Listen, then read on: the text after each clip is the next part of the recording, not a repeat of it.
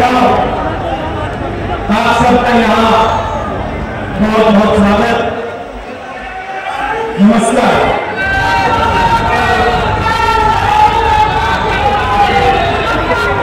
आजकल आईपीएल के मैच चल रहे हैं, देखते हो आप लोग? मैच फिक्सिंग शब्द सुना है आपने? सुना है? जब बेईमानी से एम्पायर पर दबाव डालकर प्लेयर को खरीदकर कैप्टन को बढ़ाकर मैच जीता जाता है। क्रिकेट में उसको मैच फिक्सिंग कहा जाता है। हमारे सामने लोकसभा का चुनाव है। अंपायर किसने चुने? नरेंद्र मोदी ने। हमारी टीम में से मैच शुरू होने से पहले 2 खिलाड़ियों को नेशनल प्लेयर कर दिया।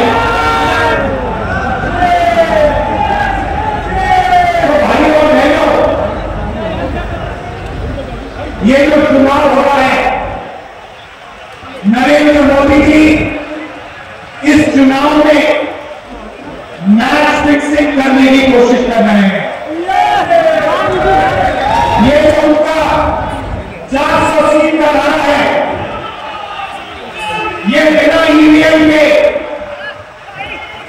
बिना मैच फिक्सिंग के, बिना सोशल मीडिया और प्रेस पर दबाव डालकर खरीदकर ये 180 पार नहीं होने जा रहा है। आप देखिए, कांग्रेस पार्टी विपक्ष की सबसे बड़ी पार्टी है।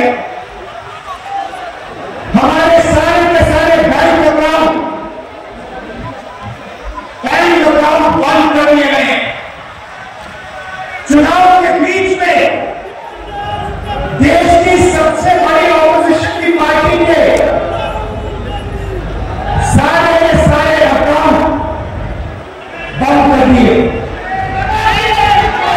हमें कैंपेन चलाना है, हमें लोगों को प्रदेशों में भेजना है, पोस्टर लगाने हैं। सारा का सारा जो हमारे रिसोर्सेज हैं, बैंक अकाउंट बंद कर दिए गए। तो ये कैसा बदलाव होता है? नेताओं को धमकाया जाता है, पैसे देकर सरकार को गिराया जाता है, नेताओं को जेल में डाला जाता है।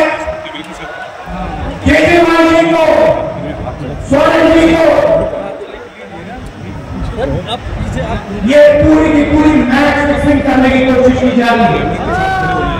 और ये मैच फिक्सिंग सिर्फ नरेंद्र मोदी नहीं कर रहे हैं, ये मैच फिक्सिंग नरेंद्र मोदी और हिंदुस्तान के 3-4 सबसे बड़े अरबपति मिलकर कर रहे हैं। ये सच्चाई है। और ये मैच फिक्सिंग क्यों हो रही है? भाइयों और बहनों, इसका सिर्फ एक लक्ष्य है कि हिंदुस्तान का संविधान, जिसने इस देश के गरीब लोगों को भविष्य दिया, सपने देखने का हक दिया, उस संविधान को हिंदुस्तान के गरीब जनता से के हाथ से छीनने के लिए यह मैच फिक्सिंग की जा रही है। और मैं आपको बताना चाहता हूं कि जिस दिन यह संविधान खत्म हो गया, उस दिन यह हिंदुस्तान नहीं बचेगा। इसको पुलिस से, धमकी से नहीं चलाया जा सकता है। ये जो संविधान है, हिंदुस्तान की जनता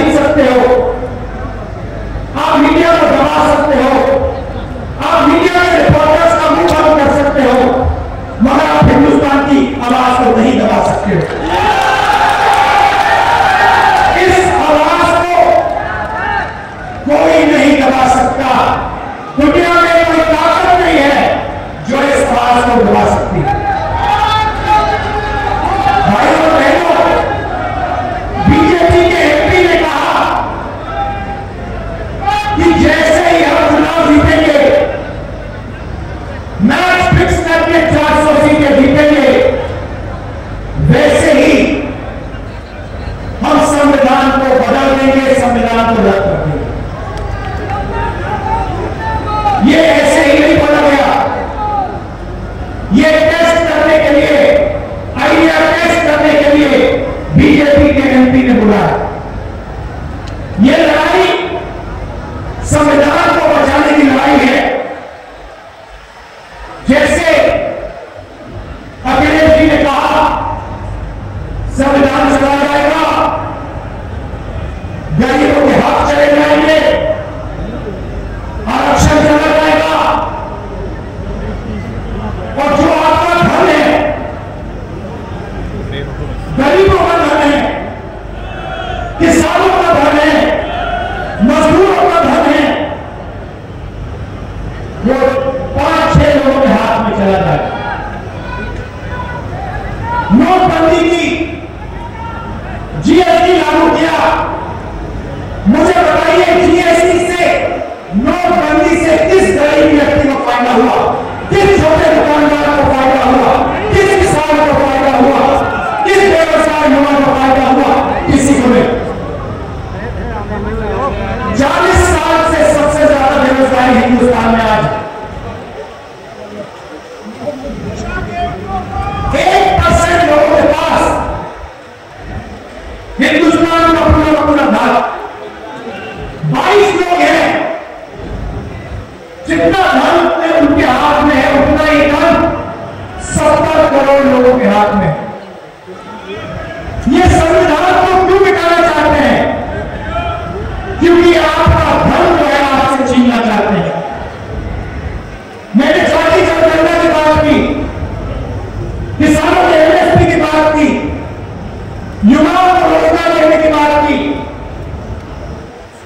यही देश के सामने सबसे बड़े मुद्दे हैं।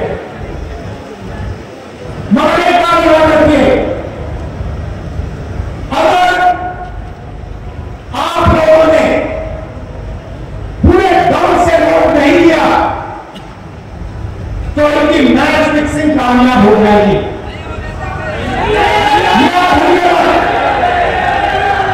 और जिस दिन मैच फिक्सिंग कामयाब हो गई उस दिन आपका संविधान, हमारा संविधान खत्म हो जाएगा। जिस दिन संविधान खत्म हो गया उस दिन हिंदुस्तान के दिल पर एक बहुत बड़ी चोट लगेगी। तो ये जो चुनाव है, ये चुनाव कोई मामूली चुनाव नहीं है।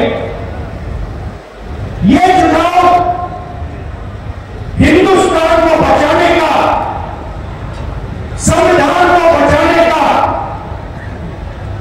और जो गरीबों का हक है, किसानों का हक है, पिछड़े वर्गों का, दलितों का, आदिवासियों का, गरीब जनरल क्लास के लोगों का हक है, उसको बचाने का हक, उसको बचाने का चुनाव। ये बात आप याद रखिए, क्योंकि अगर ये चुनाव जहां मैच फिक्सिंग की जा रही है वो पूरे देश को दिख रहा है, बीजेपी के लोग कह रहे हैं। कल मेरे से व्यक्ति मिलने आया, मुझे कहता है मैं ट्रेन से आया, मेरे साथ बीजेपी के कार्यकर्ता बैठे थे, उन्होंने कहा कि कुछ ना कुछ गड़बड़ है। ये सच्चाई है। इलेक्शन कमीशन के लोगों को नरेंद्र मोदी जी ने बैठाया, 2 नेताओं को, 2 चीफ मिनिस्टरों को जेल में डाला। चुनाव से कुछ ही महीने पहले अगर डालना था तो 6 महीने बाद डाले थे, 6 महीने पहले डाले थे। नहीं, चुनाव से 2-3 महीने पहले 2 चीफ मिनिस्टर को डाला। आपने अपने बैंक अकाउंट बंद किए, बैंक अकाउंट बंद करने के 6 महीने पहले करते, 1 साल पहले करते, 6 महीने बाद